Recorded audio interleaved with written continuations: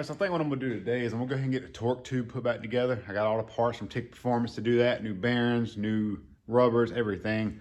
I was gonna go with a solid rubber, but everything I've read is it could cause driveline vibration. The factory holds up just fine for what I need. I mean, even if I had to take it out in a year or two and redo it, which I doubt I will, we're just gonna go stock with the bearings. They help cushion clutch kicks, so. We're gonna do that. I might go ahead and start the ABS delete kit because that come in. So here's the ABS delete kit. I got it from Finish Lines. This is an awesome kit. Like, I did not expect it to be packaged so well. Everything is labeled. Everything looks high quality. I mean, it's a little expensive. It's around $490 for this kit because I got it with the proportion valve so I can adjust rear brakes. But man, this is gonna simplify everything in this engine bay. Like, getting that big ABS unit out of the way is gonna be a game changer. For one, if anything ever happens to the power steering, that thing is right in the way.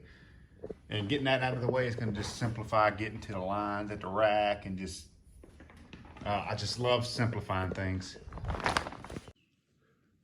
I've always been the type that if I can make things simpler to work on by getting rid of something that's not needed, I'm gonna do it, because being able to work on something trackside or being at the track, something breaking, and just having all the room to work on it makes life easier, less stress. So getting rid of the ABS is gonna help my brakes, because with the ABS disabled, it gives more bias to the rear right now. So left foot braking kind of sucks.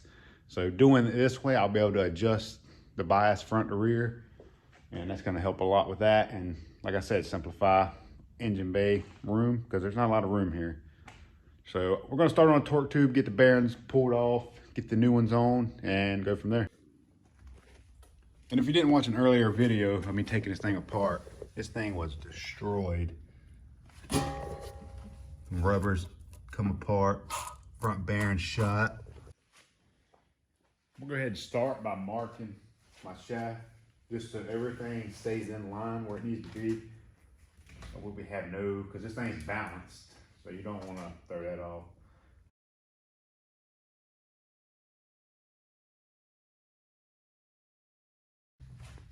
Go ahead and start by taking our bolts out, getting our rubbers apart, and then I'll go ahead and pull this bearing off so I can go ahead and show you the new parts.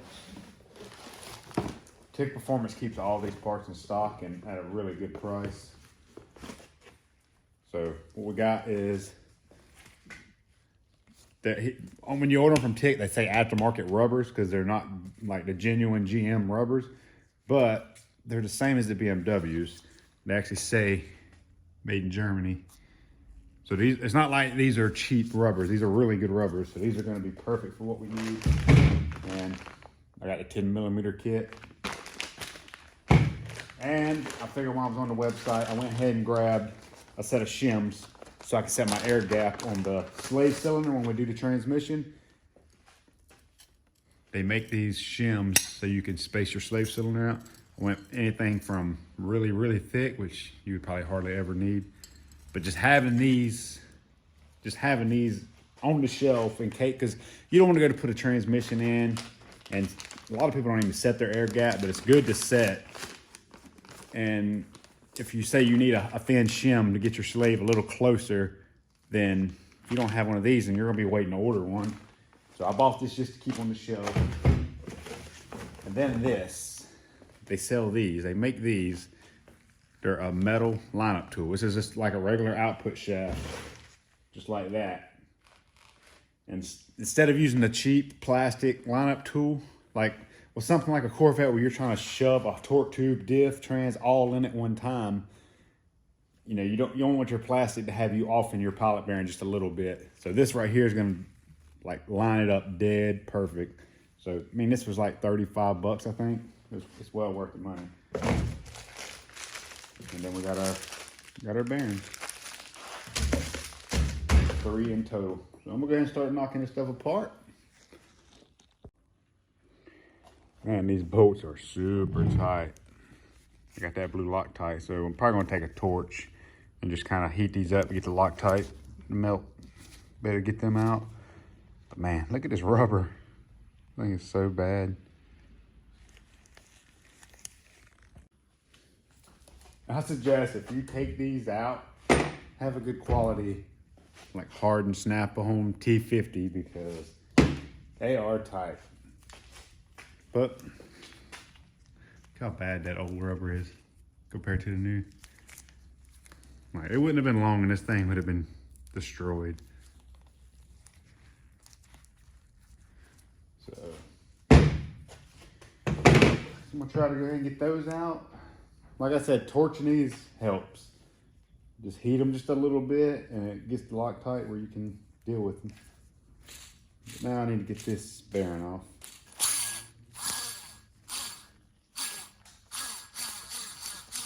She's bad. So now we need to take this rear housing off that's got our bearings captured inside of it. So we need to press this off of the shaft. It's gonna be kind of hard to do, but I have a solution. I remembered I bought this. There's a nice little hole there. So I'm gonna use a 3-jaw puller. Even though this is like the transmission is on the back side of the torque tube and the front side still has the same spline. So it's nice because just put that right in there, slide it in and put our puller on and use this to pull the bearing retainer off. So that's gonna work pretty good. So let's get that knocked out.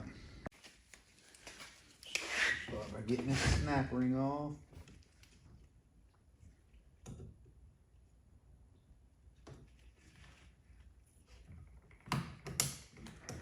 There's that ring. Keep that there. Slide our Tech Performance lineup tool. That's in. It's a little long, so I hope I have enough. That should be close. Let me grab my socket for this.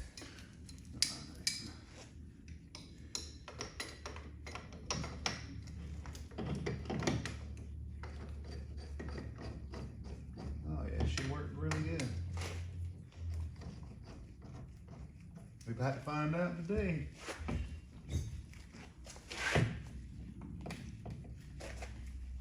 I mean, it's working without an impact. Like, it come a good ways.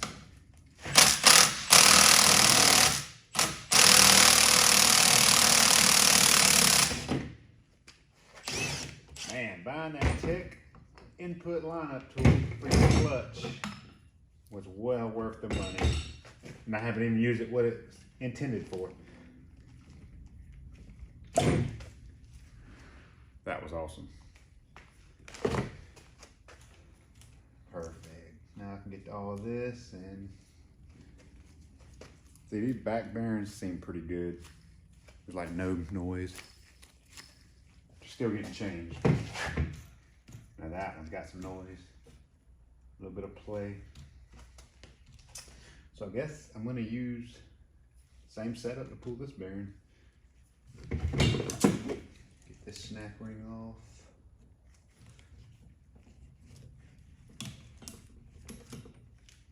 To the side. Go ahead and slide this back in. There's another snap ring here too that retains this bearing.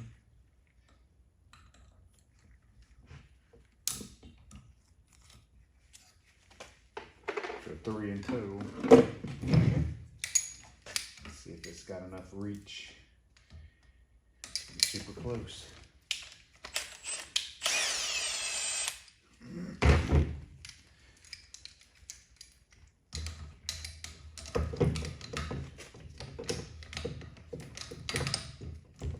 It's a little difficult to do by yourself.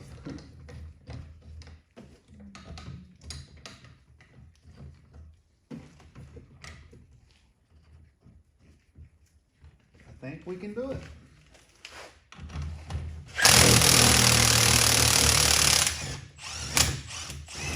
Look how easy that was. That was crazy.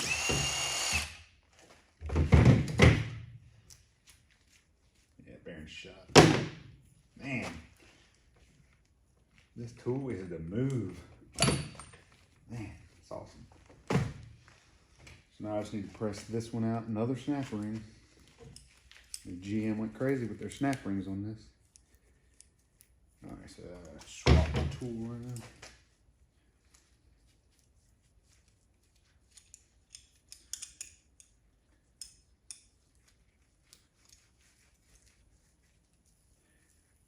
And another thing, make sure you have a quality set of snap ring pliers, because these things are dangerous.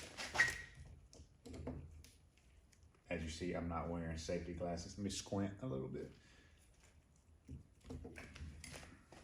That one. As far as I can tell you on this, I guess you can just kind of beat this one out of there. There's like a wave plate built into this. So yeah, we're just gonna, we'll take it and try to use a big socket and just beat this bearing out. I think it'll come out fairly well.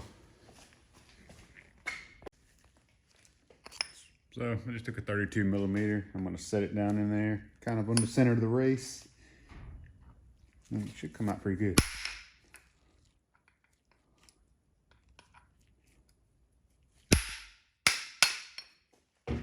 Come out pretty good. Somebody put a lot of nasty anti-seize on these bearings at one time. Actually, not even the bearing. They just packed it on the input shaft. I guess when they've had the transmission out, and this is a damn mess. Like, this is like the copper anti-seize. All right, so pretty much I got one more bearing to pull, and I don't think my puller's gonna do that long of a run. I could check real quick, but I don't think it will. It's a bit long. Yeah, that's a bit of a stretch. I might have to get it off the old-fashioned way, but cutting it off won't be bad.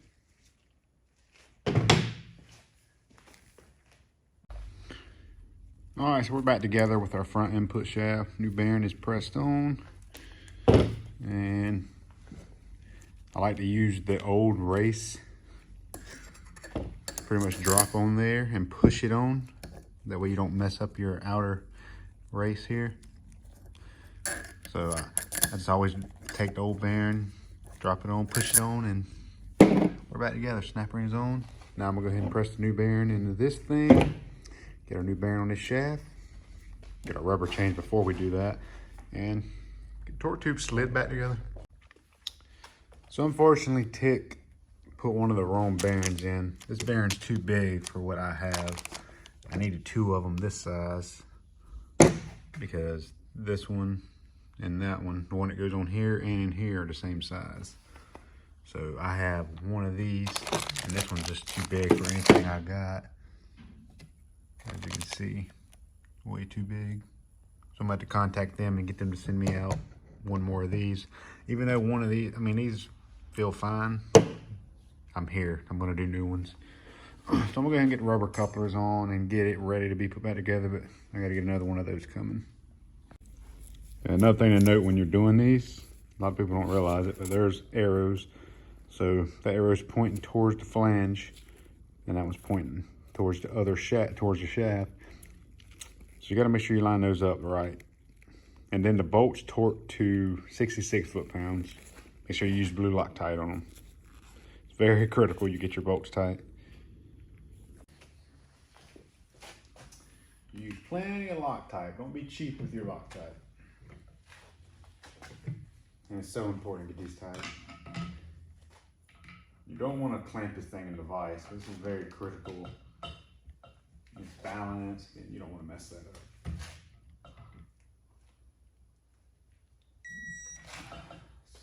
66.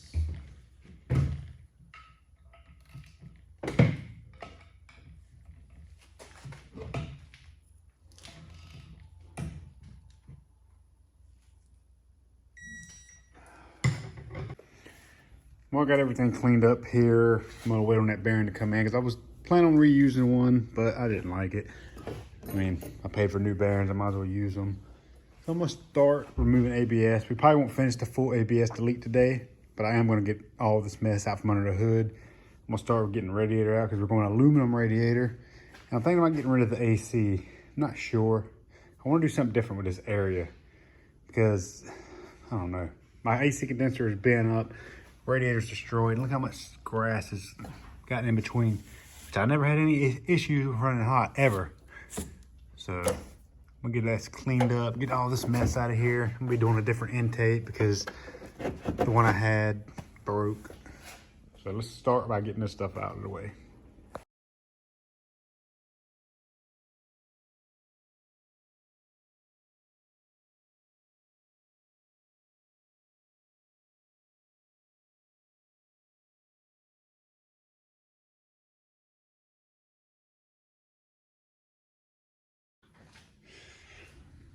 This whole big pack of wires here goes to the stock master cylinder for like, you got one for a brake pressure sensor for your ABS, and you got like a proportion valve switch to let you know the valve slid. Then you got your low brake low brake fluid light. So I'm probably gonna just trimming this harness down and getting rid of it because it just doesn't need to be there anymore.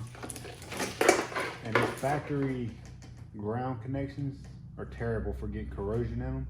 So I may end up taking all these little grounds, putting them together and making one connection, just because I don't like that setup. So we'll see.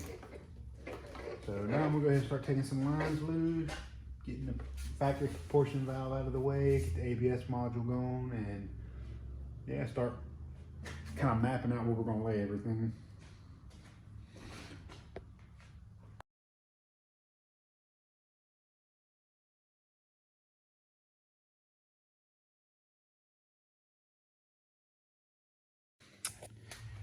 ABS module is out. Check out my radiator, how bent it is. You can really tell by the radiator support how bad it was, how bent that thing is. So I'm probably gonna be making a new one of those instead of buying one. And honestly, I may keep AC because it's just honestly not in the way. It doesn't make it that much harder to work on. But a lot more room here now. You can actually see the rack and pinion now. When you got the motor, radiator, and everything in here, the power steering is dead in front of that big module, so you cannot do anything with it. I plan on running a big power steering cooler to keep things going, but I am sending this rack off to turn one to get rebuilt, getting a turn one pump. Guess I'm gonna go ahead and get the master cylinder, start getting a new proportion valve installed. Still gotta get rid of all these lines. It's gonna be nice to get rid of this stuff. I mean, I could have easily just put a T in and tap the brakes into all of these, but I want the new steel braided line just to get rid of these shitty lines, because the way they do the rear and the back, if you drop the transmission and stuff, you have to break them loose at a union, and with the new lines having the bag over there, it's gonna make it way easier to do. So I think I'm gonna wait to finish putting the finish line kit in, just because I need to wash the engine bay still. I need to get the rack out. But more importantly, I got to jack it up to do the brake lines to the calipers, but I got a bunch of FDF stuff coming. So it makes more sense to put it on the lift, make it easier, because I'm going to relocate where these lines come in. The C6 comes in at a different spot, and where my lines come in on this C5, my wheels actually rub them when I'm full lock. So I guess we're gonna end this one off right here. I went ahead and went to the post office, sent that other bearing off to Tick Performance so they can get me the right one back. So I'm waiting on that. I'm gonna do a separate video on doing the ABS delete. But if you got a second, go hit that subscribe button and follow along, because once we get this car together, we're gonna get it to our tuners that is actually sponsoring us for this year. And I can't wait to show you that. But yeah, it's gonna be sick. So appreciate you watching. We'll see you in the next one.